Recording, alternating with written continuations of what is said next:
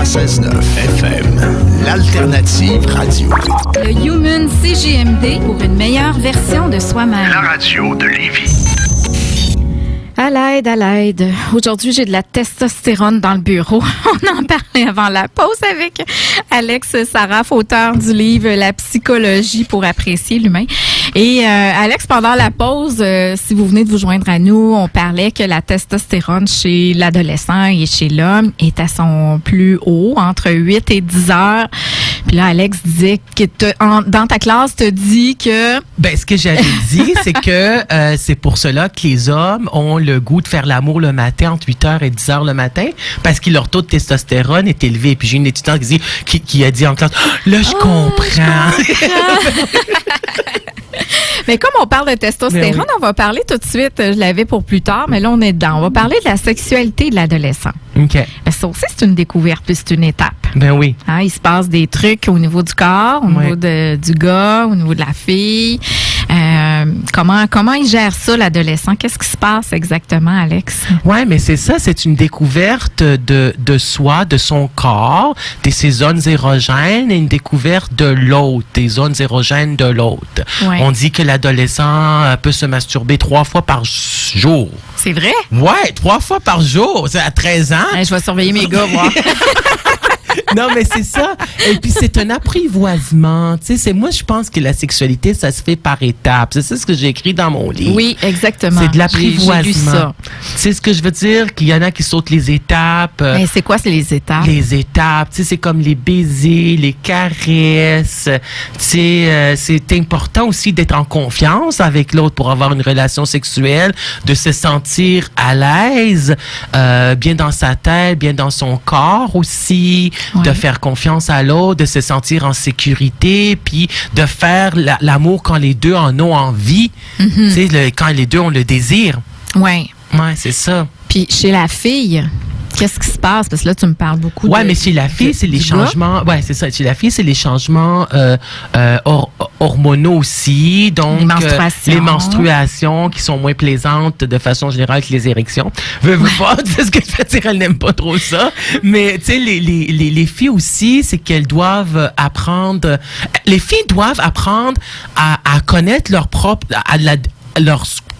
Elles doivent faire l'auto-érotisation de leur corps, l'exploration de ses propres zones érogènes pour pouvoir guider son chum, son partenaire ou sa partenaire si elle est lesbienne ou d'orientation bisexuelle. Donc, de savoir qu'est-ce qui fait en fin de compte un turn-on, qu'est-ce qui fait en sorte qu'elle se sent bien à l'aise et comment elle peut parvenir à l'orgasme. C'est ça ce que Yves Psalti nous a enseigné à la formation, qu'il faut qu'il partir d'une sexualité personnelle, fantasme, rêve érotique, masturbation, exploration de son corps, pour aller à une sexualité relationnelle. Donc, la fille doit savoir aussi, puis les femmes, de façon générale, et même les filles adolescentes, c'est ce qui nous avait dit à la formation, c'est que les femmes et les filles ont parfois peur de comment elles vont avoir l'air au niveau des expressions faciales si elles vont avoir un orgasme. Parce qu'un orgasme, en fin de compte, c'est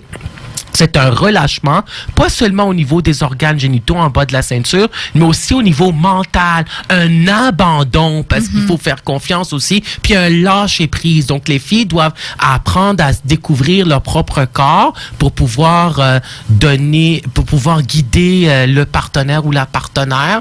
Puis c'est pas... tu sais, les gars, nous autres, on est plus dans la compétition, puis dans, en fin de compte, la performance, là.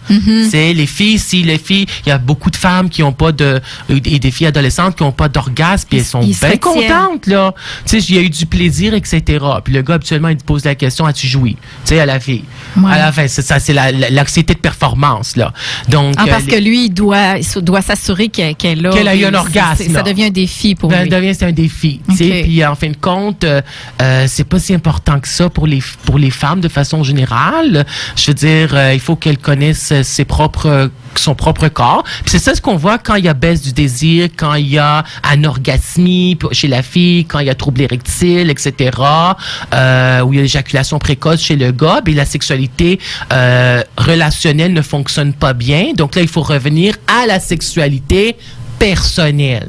puis travailler là-dedans. Parce qu'il y a un dysfonctionnement, il y a une dysfonction sexuelle dans la sexualité relationnelle, en relation avec les autres, avec l'autre, là. Puis là, il faut revenir à sa sexualité personnelle. Mais là, quand tu dis sexualité personnelle, explique-moi ça. Là. Ben, c'est ça, la sexualité personnelle, c'est avec soi-même. Ça veut dire la découverte de son corps, la masturbation de ses zones érogènes, l'exploration de son corps, l'auto-érotisation de ses parties génitales, le fantasme aussi, travailler au niveau des fantasmes, penser au niveau du désir. Alors, ça doit venir aussi beaucoup familial. Ben certain, parce que l'éducation qui est là, veut pas, les valeurs éducatives qui étaient là par rapport à la masturbation, par exemple. Il y en a aussi qui croient encore dans certaines cultures aussi, dans certaines religions. Est-ce que ils croient quoi dans certaines cultures? Ils croient qu'il faut pas avoir de sexualité relationnelle jusqu'au mariage, par exemple. OK, dans des religions où ils croient ça, donc ils sauvent pas, là, ils se découvrent pas pendant ce temps-là. Non, c'est ça, donc c'est difficile aussi. OK. Mais les enfants qui ont vécu le divorce de leurs parents et tout, ça peut avoir un effet, là, j'imagine. Ben, je pense que quand on vit le divorce de nos parents, en fin de compte, parce que tu sais, pour les parents qui se sont séparés aussi, c'est un échec. Hein? Ouais. Ça peut être difficile parce que surtout quand il y a des conflits, hein, c'est ça ce qui amène de l'anxiété chez les enfants, quand il y a un conflit, quand il y a un des deux parents qui parle mal de l'autre, qui descend l'autre, qui utilise qui utilise son enfant pour faire passer le message à l'autre. Ça, c'est quand ils se séparent. Puis l'enfant, il entre les deux.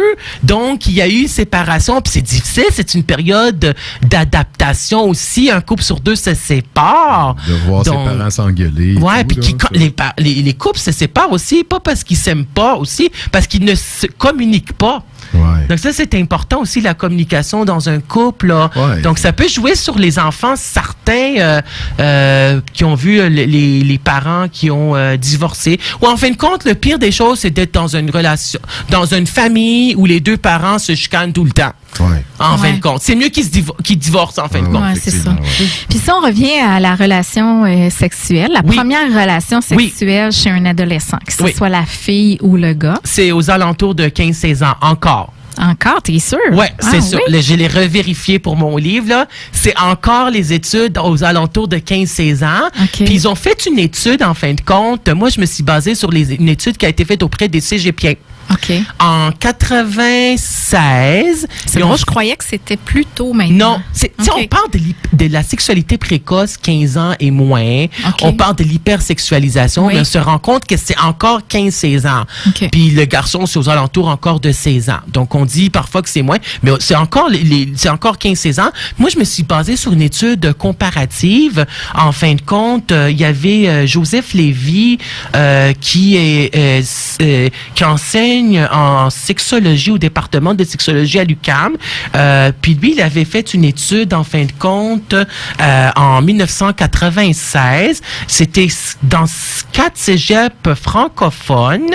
Et puis lui, ce qu'il avait fait, en fin de compte, ils ont sondé les cégepiens qui étaient là, dans les cégeps francophones, pour savoir combien de nombre de partenaires sexuels, c'était à quel âge la première relation sexuelle, que ce soit de type oral, anal ou vaginal.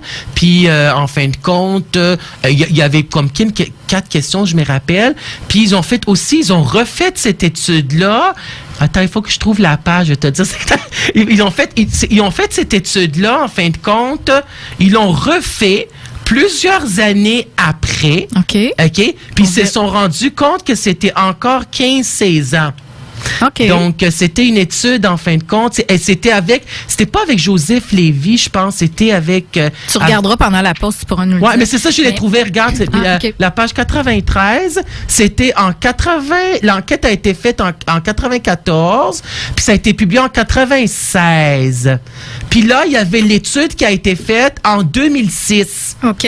Donc, ça a été quand même des années après 2000. Oui. Puis là, ils se sont rendus compte que c'est encore 15-16 ans, la page 93. La moyenne d'âge pour la première relation sexuelle, c'est encore 15 ans.